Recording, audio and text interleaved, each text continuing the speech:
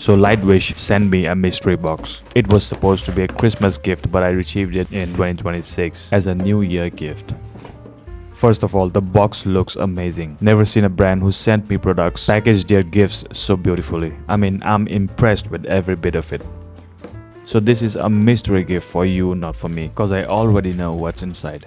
So the first one we have here is Lightwish Watercolor calendar paper for 2026, 100% cotton, 12 sheets, 300 GSM, acid-free cold press watercolor paper. Pretty cool concept there. Then we have 15 color super glitter watercolor paint set, metallic and shimmery for art and craft.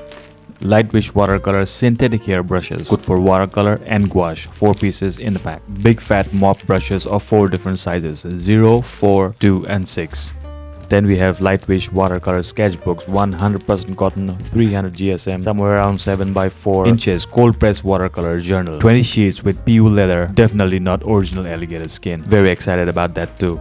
Next we have a comb. Yes, a comb. And I asked them why a comb, and they said the sandalwood comb was something we specially purchased for artists. The design on it symbolizes peace, health and good fortune. Using a comb of this material is also good for your hair and skin. But jokes apart, it's really generous of them to send something like this. I really like the thought.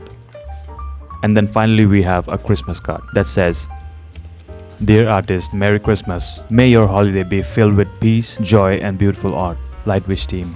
Thank you so much team, I appreciate the effort. So now my plan here is to sit down, relax, have a cup of coffee and dig into each one of these items without any unnecessary blah blah. I'm gonna paint a beautiful rocky seascape on the calendar watercolor paper block and the alligator watercolor sketchbook. The links of these products are mentioned in the description box below. Don't forget to check them. Alright folks, I hope you stay with me till the end of the video cause it's gonna be interesting.